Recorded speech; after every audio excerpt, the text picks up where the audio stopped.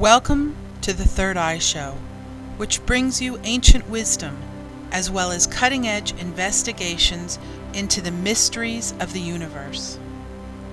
The Third Eye Show celebrates our diversity, like the unique beauty of each individual wave, and our oneness, like the magnificent ocean from which each wave emerges. We are all one in spirit as we live on this earth plane. The third eye is said to be able to see into the spiritual and psychic realms. At a time when our lives, our country, and our planet are undergoing intense transformations, we will explore topics that will fascinate, enlighten, and empower. Join us as we witness the thrilling ways spirit manifests in our daily lives and the varied paths we choose to create heaven here on our earth. The Third Eye Show is created and offered in love and light.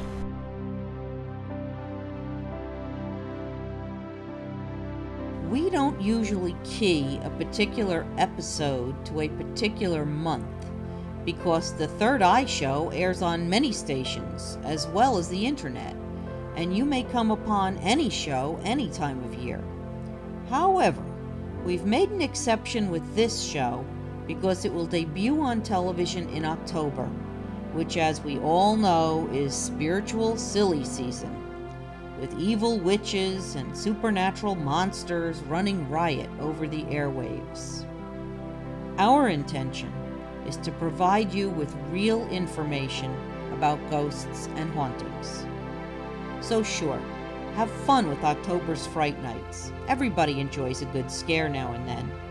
But please remember that we're all spirits. The ghost in the attic just might be your best friend.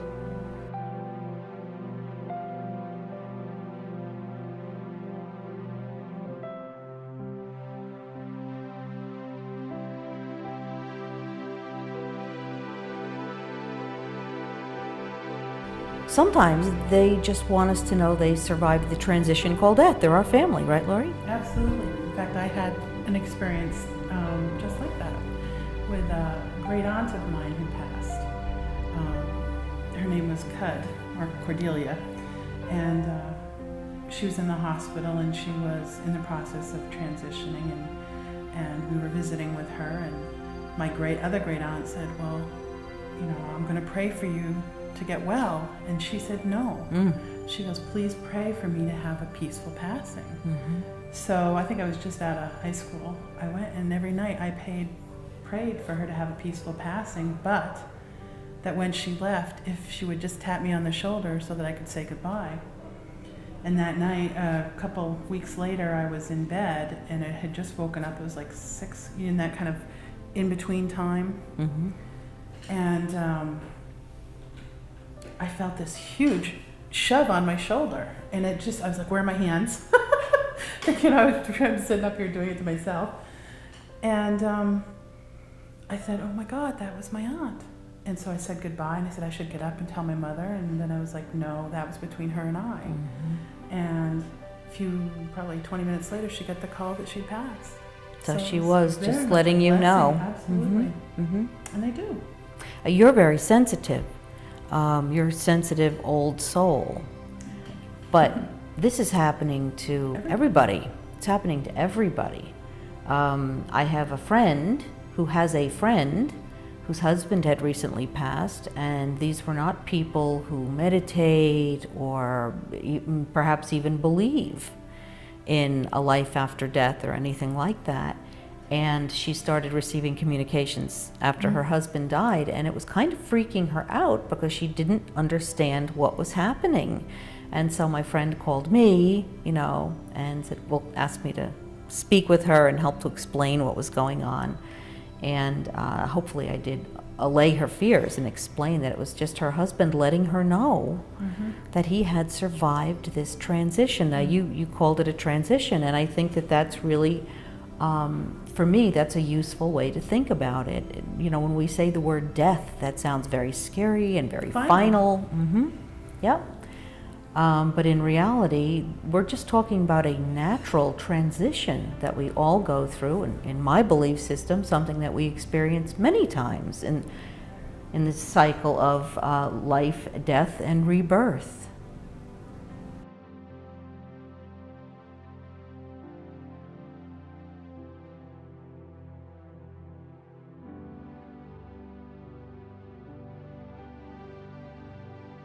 I have another friend who was, there was a presence in her house, and it was distressing to her until I came in and described the person that I was sensing, and it was her uncle. It was Uncle Leo. And when she realized, well, wait a minute, that's Uncle Leo, then of course there was no more fear, because she had always loved Uncle Leo, and he was clearly there to protect and to, you know, be sure they were okay.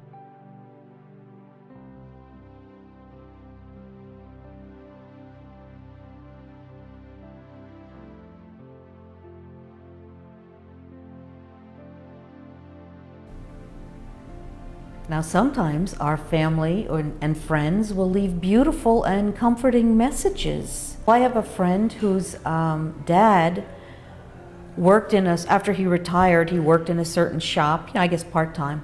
And she said that after he passed, whenever she drove past that shop, she would smell flowers. And so she spoke with her friend about that and asked, gee, what do you think's going on? And her friend said, I don't know, but the same thing happened to me after my dad passed. So once again, you know, call the psychic, and she asked, well, can you explain this? Do you understand what's happening? And yeah, sure. I think that our family and friends often leave a scent of flowers, or a scent that's personal, like I've smelled my mother's powder, something that's personal to that person, again, to let us know they're okay. Well, and smell too is one of the senses that you can contain memory so much. It just takes one whiff of something for you to go back into that space and recognize it. Absolutely, good point. Of course, you know, if the smell of a cigar or cigarette that your family members smoked, or their perfume. Yeah, we used to smell my granddad's cigars after he passed, and nobody in my house smoked. I mean, there was no smoking, and every once in a while we'd smell cigars, and we'd know it was my grandfather, you know, who was out and about. Yeah, we didn't really care for that.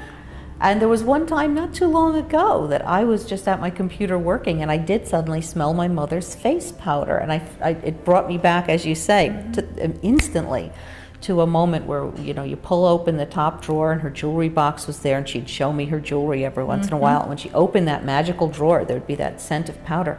At that moment, my daughter called and said, I just smelled Grandma's perfume. And I said, wow, well, I just smelled her face powder at the same moment. So she was clearly just coming around and letting us know, I'm around, I see you, I love you, I exist. Yeah, with my grandmother, it was mothballs. You could always smell mothballs in her apartment. Okay. Okay, so it's not always perfume. No. So these things are happening to everybody, and when they happen to you, if you understand what's happening, if you weren't afraid of Grandma when she was here, why are you afraid of her now?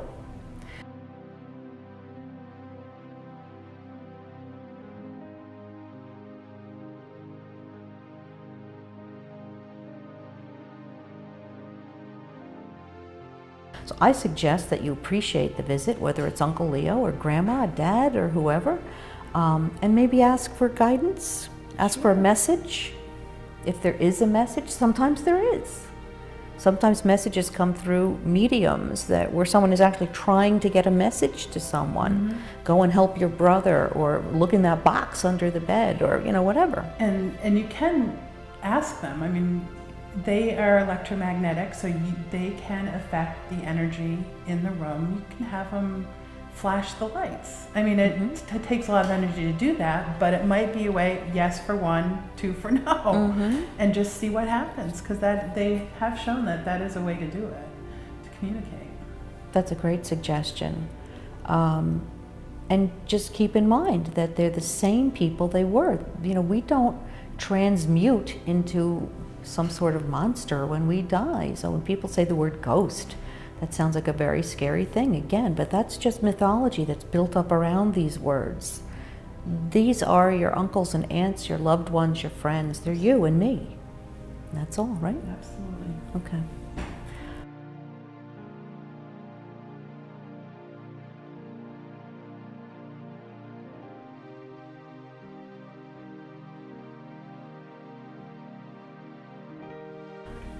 So what about spirit guides? That's fun. Spirit guides are beings that could have been with you in a past life, your aunt or uncle who have accelerated in their evolution and are there to help you. Basically, offer guidance in what you're doing in your daily life or in the longer picture of your full life. Mm-hmm. Whether they're a group, and they're usually a group, there's not just usually one, but usually are people or spirits that have been incarnated before. And children see them very spontaneously, very naturally, and aren't afraid of them.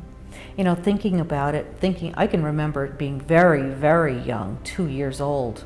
I remember when my brother was born, I was 2+ when he was born. And I remember a spirit guide who came to me. I remember this beautiful lady who would come to me, and we would solve people's problems. Oh, that's wonderful. And she was one of my guides. Now, it's pretty clear to me now what that was, but if I saw this diaphanous person walk into the room, someone I could see through, it might be a little bit unsettling, maybe not, but for most people it probably would be. And yet the 2-year-old sitting next to you could see the same lady and not be in any way distressed. Because the child understands this is perfectly normal and has nothing to be afraid of. Well, and then there's the picture of a young child, you know, looking through a family album and knowing as somebody there that maybe comes to them frequently, but they never knew in the physical.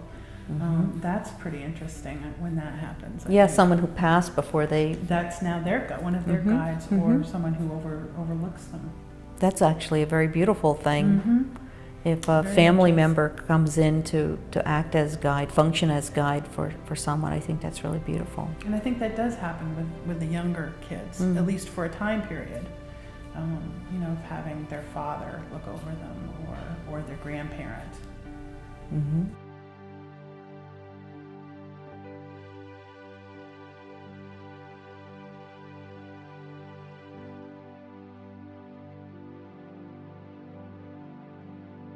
Sometimes there are people who are just sort of passing through or are just not ready to leave yet.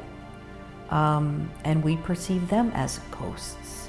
Well, you know, they're in spirit, but they're not haunting in the sense that there's something that needs to be done, or there's something wrong, or there's a problem. They're just there. They might just be really attached to the physical plane and not really want to go where they don't necessarily remember what it's like to be. So they'll stay in the physical where they can interact with our energies. Also, I think if we remember that time is an artificial construct, time is not something that's immutable, unchangeable. We can perceive time in all different ways. Someone who has passed may need some time to adjust, and that may feel like 5 minutes or just, you know, a little while to that person, and it may be 50 years. There's nothing wrong with that necessarily. For example, when my husband and I were looking for a house here in New Hampshire, we looked at one house where it was obvious to me as soon as we walked in that there was a little old lady still in the house. And when we walked into the bedroom, she was there. She was sitting in the chair in the bedroom. It was just very clear to me. And I didn't get the sense that anything was wrong. She simply hadn't gotten out of the chair and moved on yet. And I knew she would in her own sweet time, after she wrapped her brain around a little bit around what had just happened. Well, and sometimes they go out so quickly and leave this plane so quickly that they don't realize they're dead. Right. I mean, they're just really confused as to why nobody is interacting with them in the way that they used to. And that's when we come in to, bring them over into the light.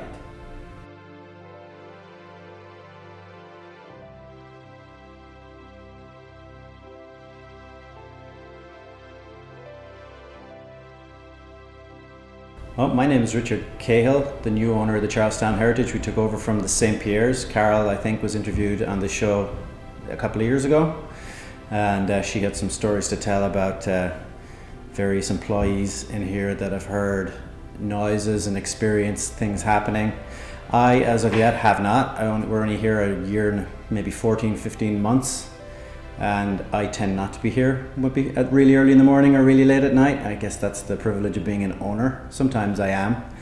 And I guess we've heard some noises that I've just put down to being an old building and being creaky, and if it's a windy night things tend to creak and stuff like that. And we've been up in the attic and renovating the attic up there and stuff, and we've heard stuff from time to time.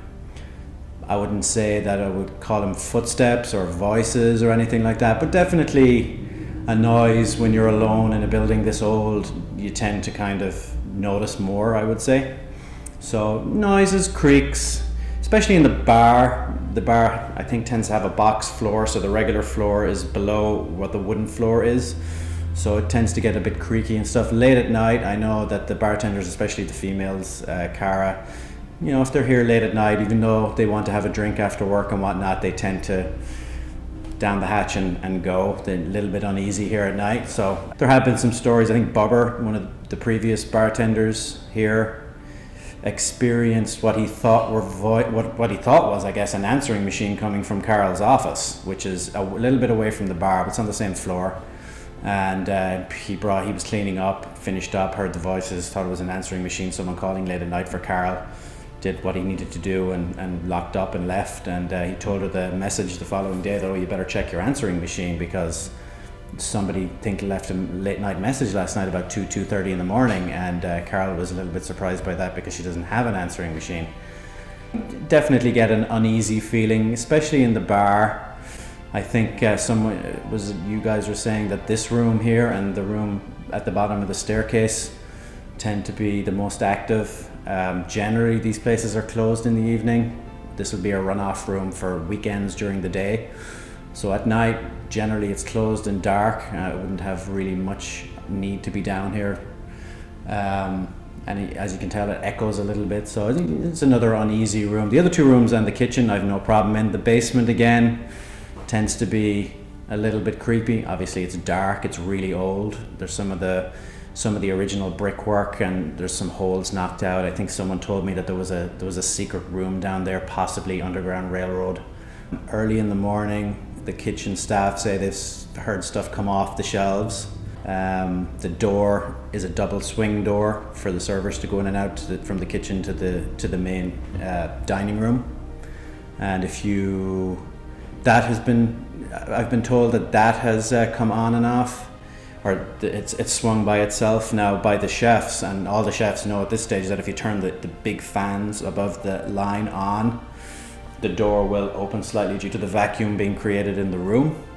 But I mean, that just happens once, first thing in the morning when you turn them on. Originally it happens once and that's it, and then they go out and they'll have their coffee, and they say subsequently to that being turned on, when everything is equalized, it still manages to do it by itself. And it's a big heavy door with big old heavy hinges, so it would take a little bit of a draft, and we tend not to have drafts in the kitchen early in the morning because it's so cold. But late at night, after 8 o'clock, when we shut down, especially in the winter when it gets really dark here in the bottom rooms in the restaurant, it'll get really dark back here, and people have heard footsteps apparently, or shuffling in this room when they've been standing in the other two rooms. So I know the history of the place. I think we've had some deaths, especially childbirth deaths, from some of the original owners. I think the original owner, from what I remember, had 7 or 8 kids, and at least 4 or 5 of them died in childbirth.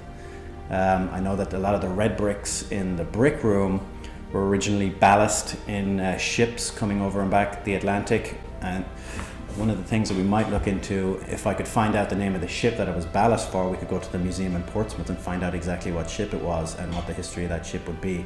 Because spirits or whatever tend to attach to inanimate objects, especially something that has a lot of history like a ship. So that'd be something we could look into in the future, and there might be something in that. So there's definitely something to it. I haven't heard anything myself yet, but I'll keep my eyes open and my ears open in the future, definitely.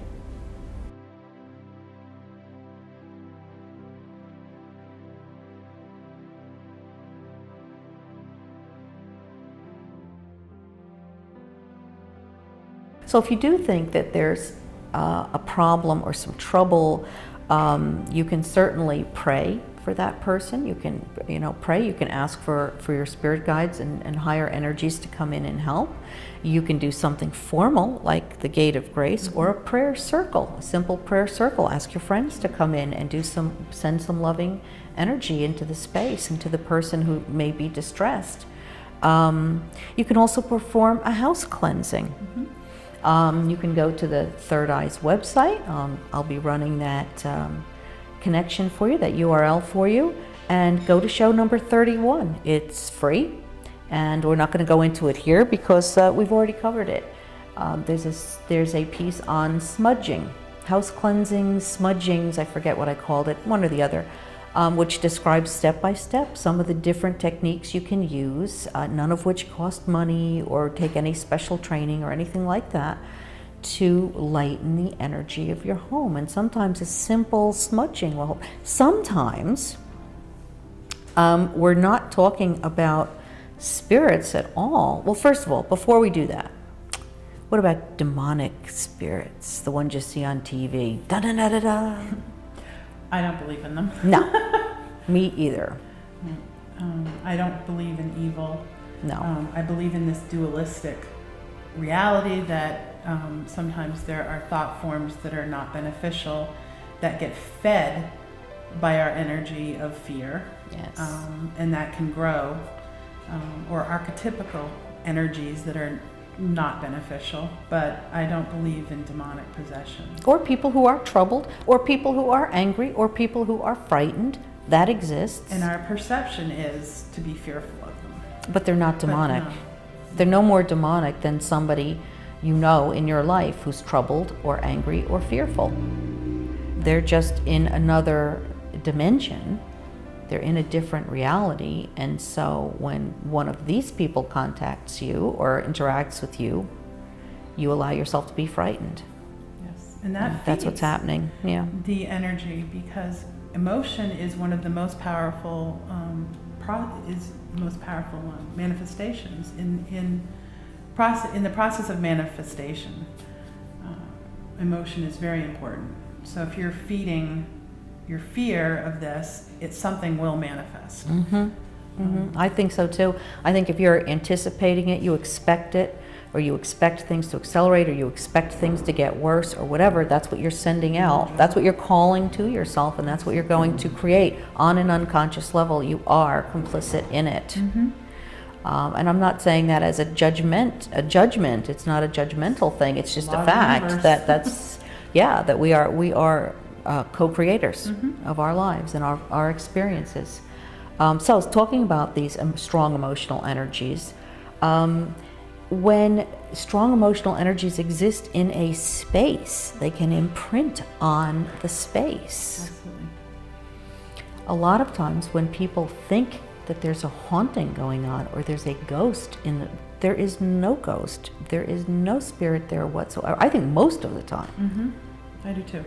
There is no spirit there at all. It's really just emotional residue, if you will, of illness, discord, anger, fear, sort of clanging, still in the energy of the space. Or in the person that's occupying the space. In their own aura, that's right.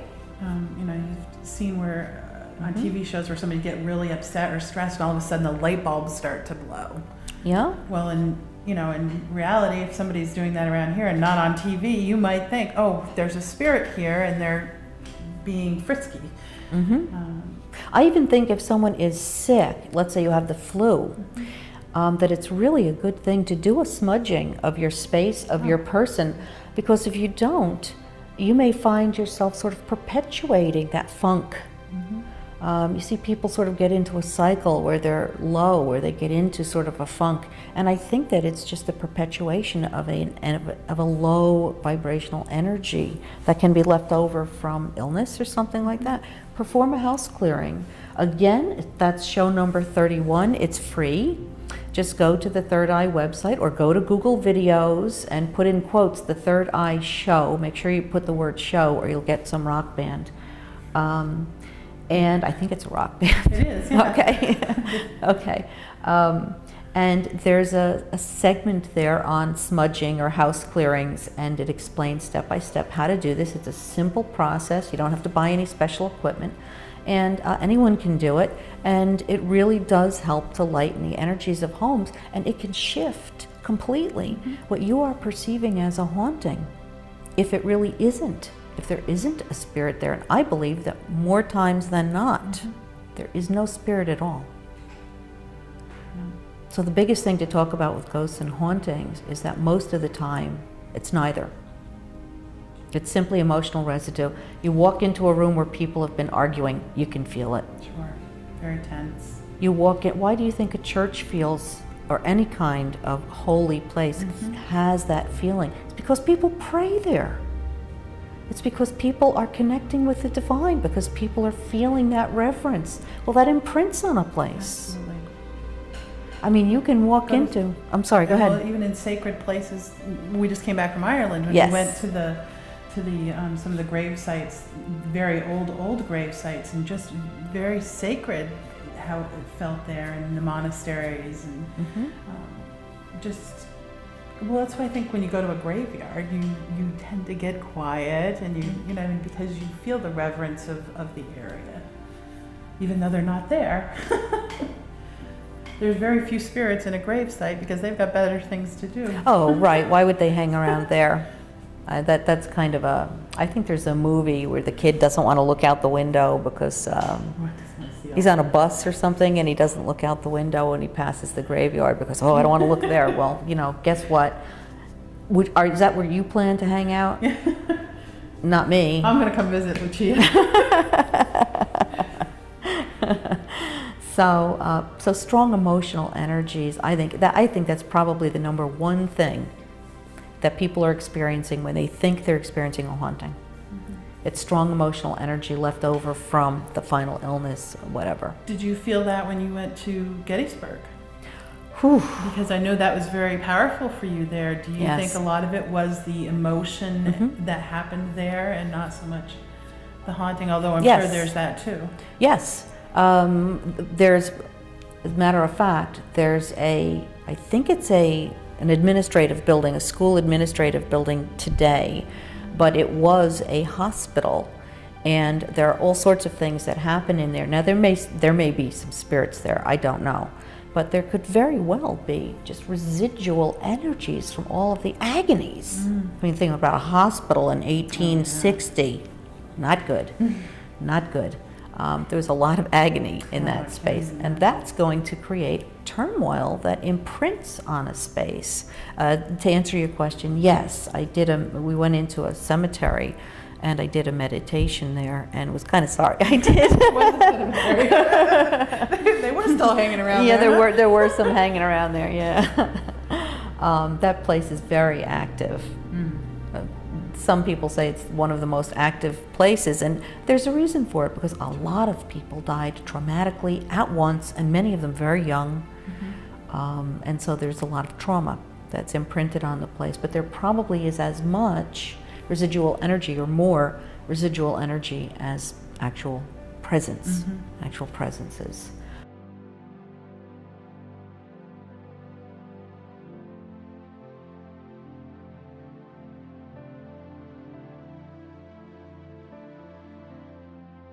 Now what about poltergeists? What are they?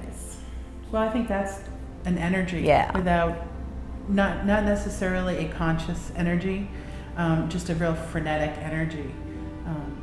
And I was talking to you before, we had a thing in college where we used the Ouija board. And not to get into that too much, but things started happening. There was a lot of fear built up from using this board. And my friend would go back to her dorm room and things would fly off the wall. Or stereo, she'd be just leave the room and the stereo would turn on and go all the way up. So we really think that, her being sensitive, that it was just, her energy going out there and reacting with whatever was around her. And I think that can happen, especially with families, that might think there's a ghost there. If they've got children going through a lot of psychic opening and turmoil, their energy might be expressed that way. Puberty, just that the normal, all of the changes that we go through, all of that turmoil, emotional and hormonal turmoil that we go through, I think can help trigger these events. And so I'm not saying that there's any willfulness or fault here whatsoever, quite the contrary. I'm sure that it's quite unconscious.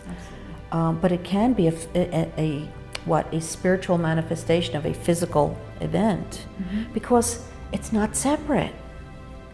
Because our spirit and our bodies are connected. So what's affecting one is affecting the other.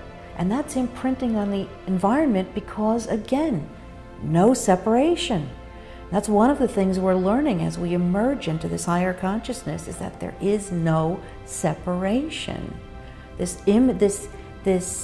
illusion of duality, that there's you and me and real and unreal, and we're evolving beyond that, I think. And so people are having more and more of these experiences, and that's why we're doing this piece. We did talk about ghosts and hauntings, I think show number 2, which you probably can't get, and I wouldn't want you to, because I'm sure the production values weren't very good back in show number 2.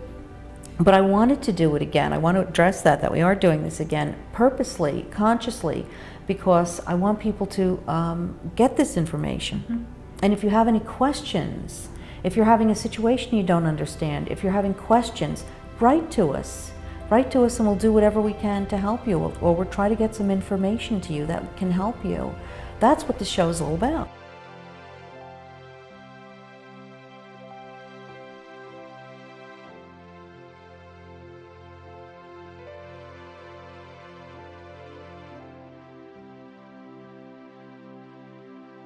I'm sure there is some benefit to it. I haven't seen it in the shows that I've seen on TV.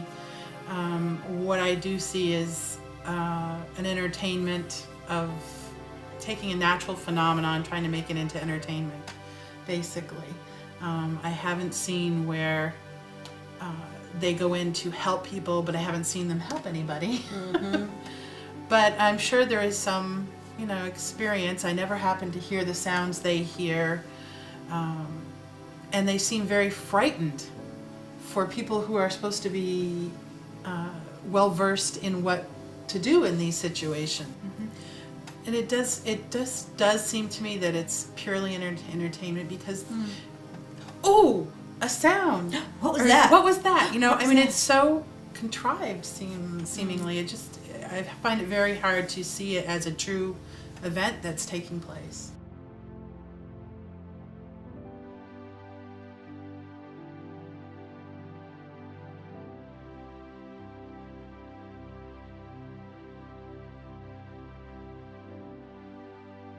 So you've got your fear going out, and you also have your intent to make contact.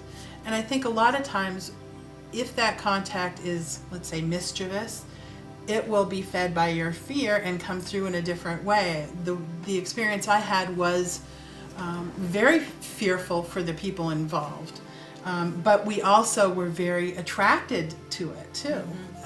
So I can see Because where we all like a good scare. Well, that's it, and that was an experience that we were all kind of that attraction to it. It was very weird, but we had to keep doing it. It was we got into this cycle of feeding it. Getting almost addicted to the excitement of it. Absolutely, and it wasn't until it got to the point where really odd things were happening that we said, we just can't do this anymore.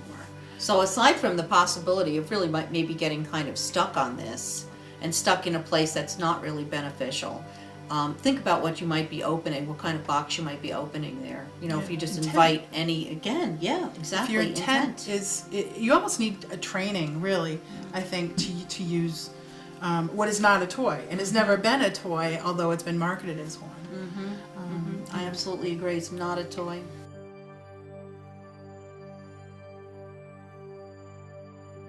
You're watching The Third Eye Show.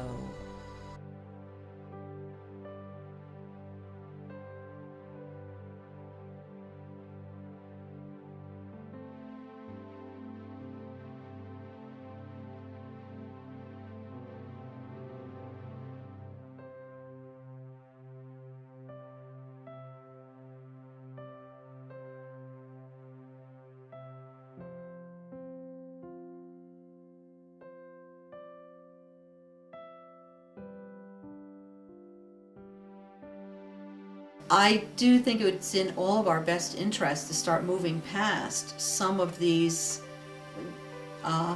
primitive emotions like fear. Yes. You know, and these are perfectly normal experiences that we needn't be afraid of. I'm not happy about TV shows or anybody who's exploiting these experiences. Well, I just read recently what fear is false evidence appearing real. Yeah. And I love that because it really is. I mean, Yeah, it really is. It's our imagination, it's our perception. It is not necessarily anything real.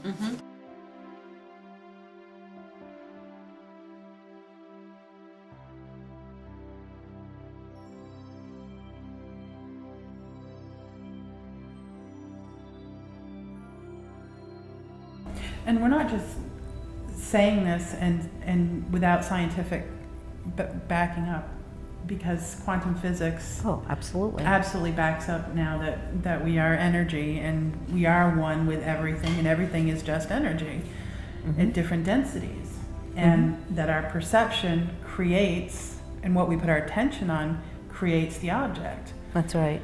So it's not just new age talk. There is science behind everything now. And Yes. that's what's wonderful. Yes. Is science is finally catching up. I'm really excited about that. I love science. I'm really fascinated by science and respect science, but have also perceived the limitations of science all along, you know, certainly in regard to metaphysical reality. And you're right. Science is catching up. They're starting to actually be able to see, measure, quantify, prove what mystics have known all along for millennia and have been telling us, which I think is a wonderful thing, because it opens this up for more people who need that, proof, that quantifiability are now getting it. And then there's reason for that too. It's not a coincidence that it's all happening now as we're emerging into this higher consciousness. No. And one of the things, if you are science related, seeing that we are energy can't just end. So when you die, you can't, according to science, just end. Right, according to Einstein. Just transfer. You don't just into a blip different out. Being. Yeah. That's right. That's right.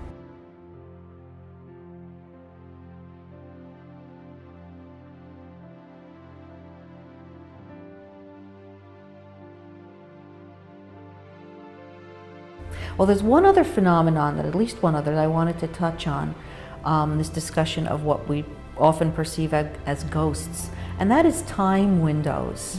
This is something that Lori and I would like to talk about at greater length, and maybe we will sometime. We just never get it together to do this, but we're talking about the concept that all time is one. Do you want to talk about that? You can start and I'll come Okay. in. Okay. All time is now. So everything that's ever happened is happening now. Everything that's ever going to happen is happening now. I know that's a big concept to wrap your brain around. It is. And there are huge implications for parallel lives, for creating future, so-called futures, which really might be just reaching into something that already exists in some parallel reality and drawing it to you or stepping into it.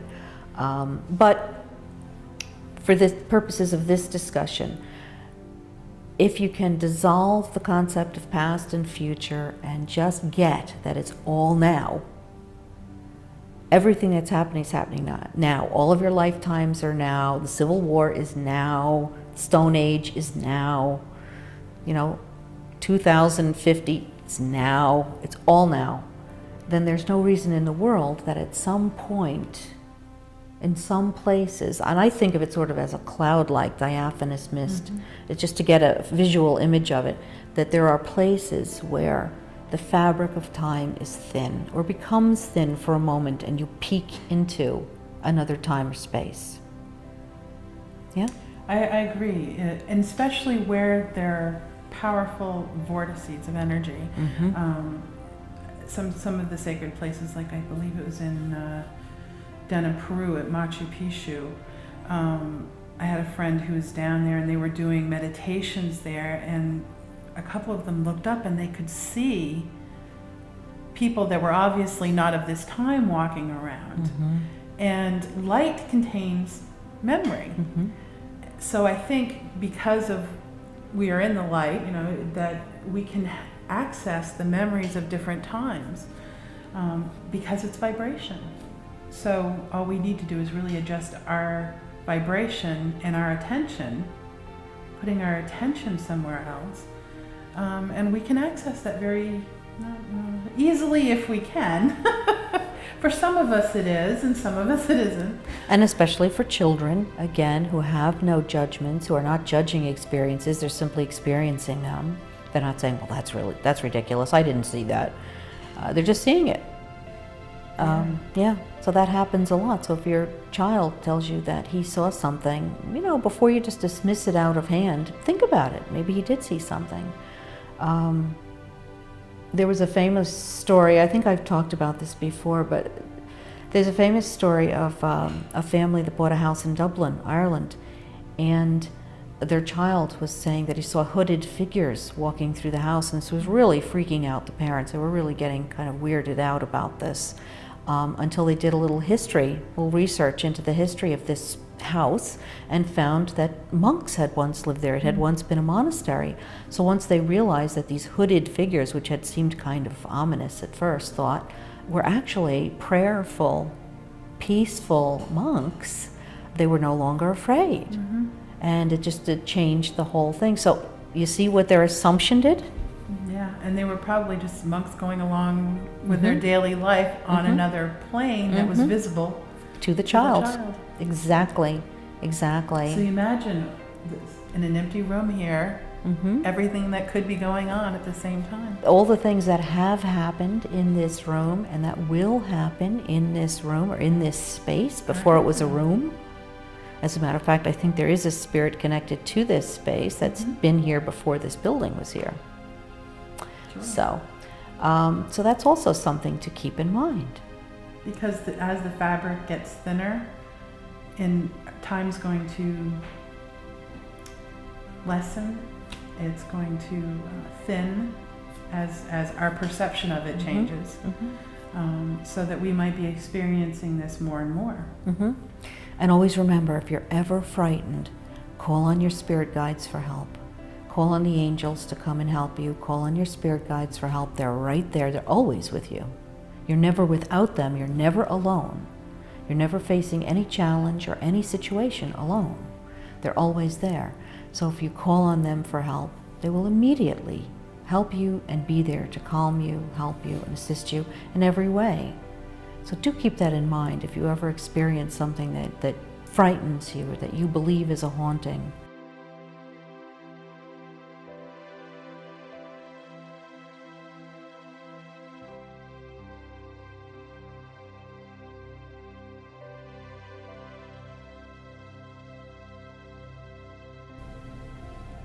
So Lori, how do we assist in that process? How can we help someone? Well, I think everybody can choose how they do it. For me, I use the angels and guides, the high ascended masters, and I ask basically that a vortex of energy be opened that will pass them over into the afterlife, and do it in a loving way that they are very comfortable with. And as you know, when we've used, I use a tool called the Gate of Grace, and that's a great tool to do this with. It is. And when we do that, we ask anybody that is from the other side that they are allowed to come and meet those that we're trying to pass over. And it's just a very loving experience to do that. Mm-hmm. And I think anybody can do that with just asking for the light to come in and be there for them to see.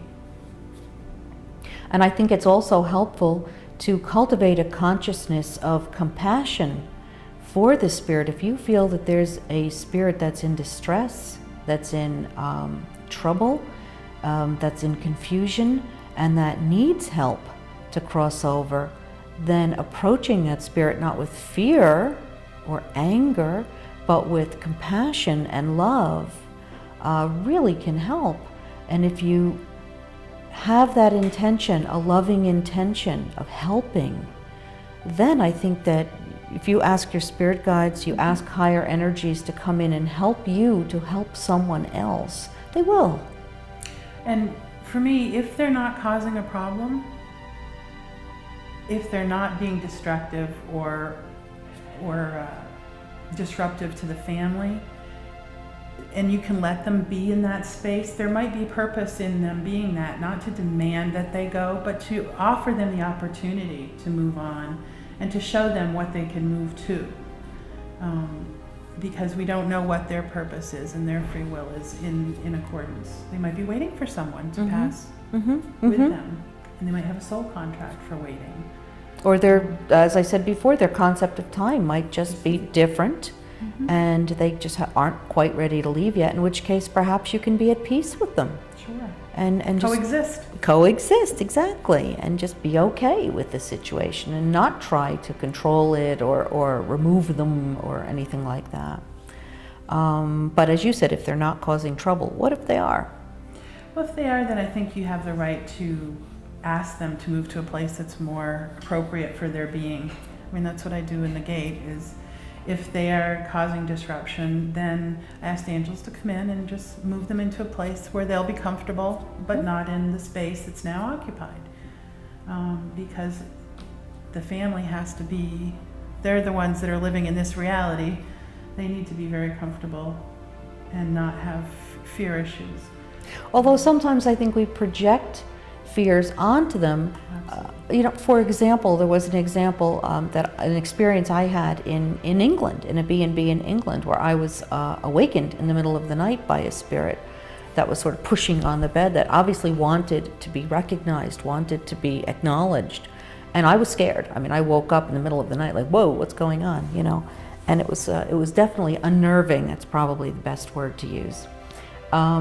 But with a little bit of thought, you realize, well, now this person didn't mean me any harm, just wanted to be acknowledged. So if you're having an experience that's disturbing or distressing to you, if you think about it, and again, try to understand that we're talking about people. You know, the word ghost really, I think, puts us at a remove from the fact that these are spirits, these are us. If you can think about that this is a friend you don't know, who perhaps is in distress, then you can react with compassion, or is perhaps simply looking for acknowledgement, just wants you to say hello and acknowledge their existence. You could certainly try that at first. You could also ask, please don't wake me up. You can set guidelines Yeah. for interaction, absolutely. Yeah. Well, what do you mean? Well, let's say you've got a spirit that's being very active. You could say, okay, well, if you want to contact me, you do it between 5 and 8 at night, not in the morning or not when I'm trying to sleep. I mean, and sometimes they'll do that too, if that's all they need is the interaction. That reminds me of, my mother was a psychic, and there was a house that she cleared with some friends. And the problem the lady of the house was experiencing, the 3D lady was experiencing, was that she liked to light candles when she prayed. And her candles kept blowing out. Somebody was blowing out the candles. She couldn't keep the candles lit. She'd light it, and it would blow out. She'd light it, it would blow out. And she you know. And what my mom and her friends got in communicating with this spirit was that you don't need to light candles in order to communicate with the divine. There is no remove, there is no ceremony required, and that's silly, and so she kept blowing out the candles. Well, they said, well, okay, that's how you feel, and that may be so, but she wants to light candles. Would you allow her to light candles and stop blowing them out? And then that stopped. I was going to say, I wondered if, I was waiting for you to say the woman, whoever they were trying to contact, had a fear of fire. Oh, no. No, it was just that the spirit thought it was silly. Oh. And was just blowing out. You don't need candles. Just kept blowing them out. And she, well, you know, I like candles. Let her do that. And so, yeah, so you can set guidelines. I mean, you can communicate. You can communicate. Again, keeping in mind, this is a person. It's a an person. intelligence. It's a consciousness. Yes, yes. So they have, they're able to do that.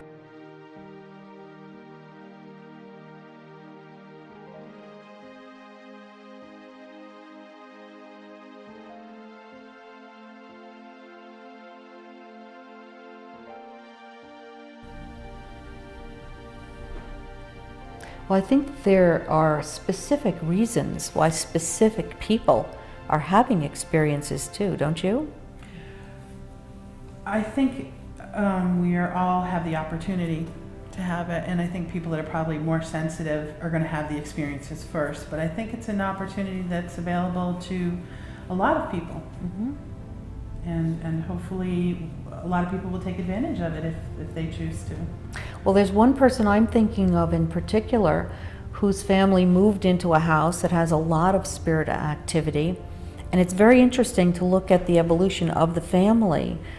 They have a child who's very psychic, who I believe is a medium, and before they moved into this house, they didn't believe in anything like that. They only believed in the 3D reality, and I think they would not have been in much of a position to aid this child, this very sensitive child, in her evolution if they had not moved into a house that had a lot of activity and that taught them in no uncertain terms that yes, these things actually do happen and spirits actually do exist. They learned so much from this experience that now as parents, they're in a much better position to help their child develop.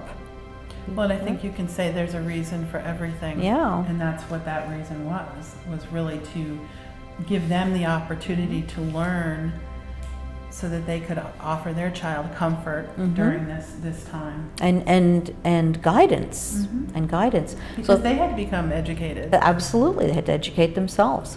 So if you're having an experience that you don't understand, try to understand it. Ask for guidance. Ask in prayer and meditation, or at least this is a suggestion, why is this happening? Why is this happening to me? Why is it happening now?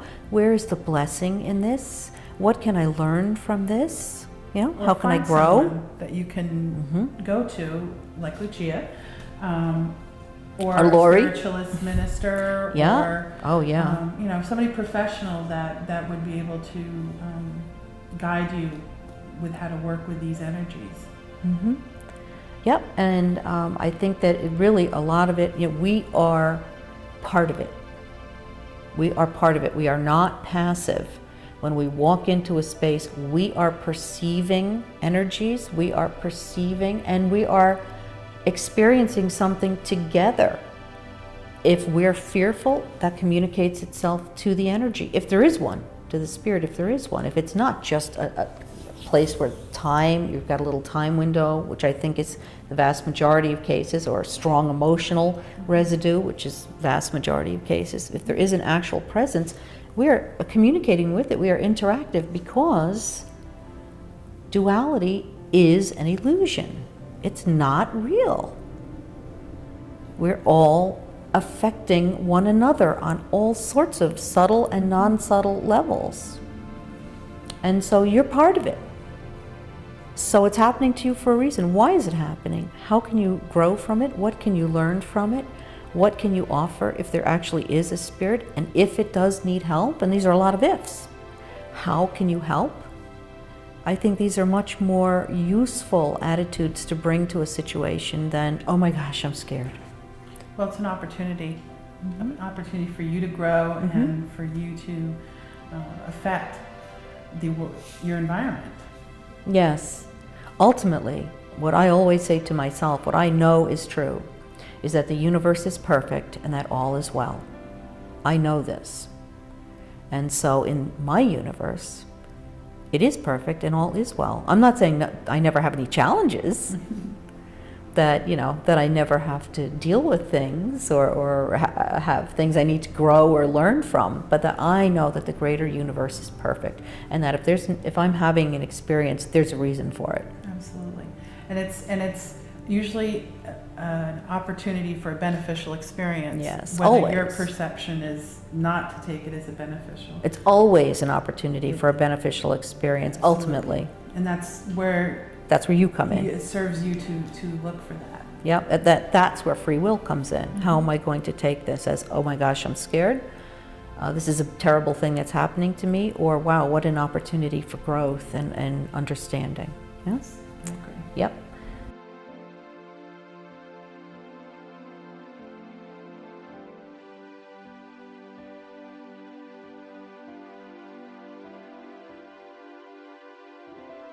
So use the knowledge. Use this knowledge that you've gotten from this show. Have fun, but we hope that you will use the information we've given you so that you're not afraid and you understand what's happening.